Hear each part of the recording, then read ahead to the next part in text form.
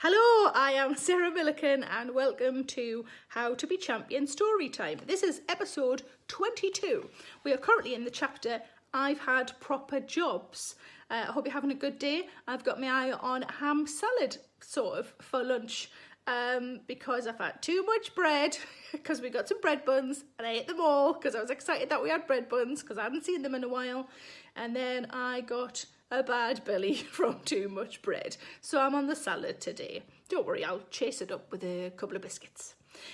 So chapter 22, episode, oh god, my god, even this far in, I still can't get it right. Oh, by the way, thanks for the people who commented that on one of the previous episodes there was a spider crawling up behind me. I'm really glad that I didn't know that that was there. He lives in my hair now, by the way, that little spider, God bless him. So we're in the chapter I've Had Proper Jobs, and this is episode 22. I've had a fair few jobs in my time. My first official job was when I was 16 and worked part-time at W.H. Smith's in South Shields. Well, not just when I was 16. I was there for 4 years. Always the bridesmaid, never the full-time worker or off to university adventurer.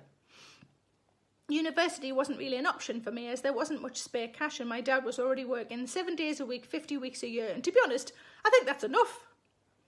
I was the only kid in my year not to fill out an UCA PCAS form. Even those fallen way below every pass mark were encouraged to fill in the form of hope with fingers, toes and everything else crossed that their next 3 years were full of boozing, cooking badly and trying to be cool. I was already pretty good at the first two, and the third had been a pipe dream since my flip-up prescription sunglasses at the age of 12.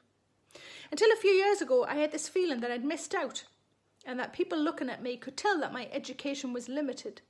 Like when you think people can tell you're a virgin, which of course they can because you blush every time they mention sex and just say, yeah, me too, after any stories about conquests and one-night stands.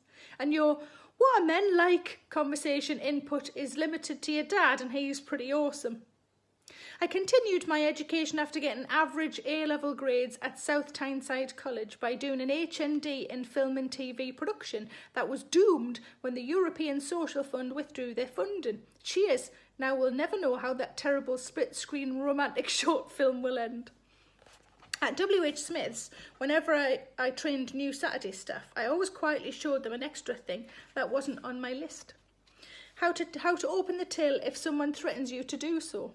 I'm pretty sure any shop's policy would be to lie over the till and protect the takings. I told them which button opens the till drawer and said, give them it, you are more important than cash. During my 4 years, I saw countless Saturday staff come and go and only nearly had sex with one. But by the time he fancied me, I'd gone off him. I remember that well. It was a hard time. I owe a lot to that job. I loved my time there. My first job, first colleagues, first work nights out, first wage I earned, first bosses, first staff discount, dealt with my first customer complaints, met my first pervert too, a man who asked for books with pictures of pregnant naked ladies in. First uniform and name badge I wore of many. First overtime, first Christmas bonus. My mum told me later that she suggested I get a Saturday job to help me bring me out of my shell, and it worked. I'm still in touch with a few of the people I worked with there 20 years ago. Turns out people at work are a vast improvement on kids at school. It was happy, but I've written brilliant, so let's just say that. It was a brilliant time in my life with many memories, some funny, some happy, such as... When a man asked when Elvis Monthly came out, I opened up the massive ring binder from under the counter and went through it. When I shut it, he'd gone. Odd. Ah, no, he's on the floor, having an epileptic fit, and rang my bell a million times. The rules were once for a member of staff, twice for a supervisor, 3 times for an emergency, and a million times for a giant Elvis fan convulsing on the floor. The staff ran to the man's aid, called 999 and loosened his collar. He was a big bloke and blocked my exit from behind the counter, so I panicked.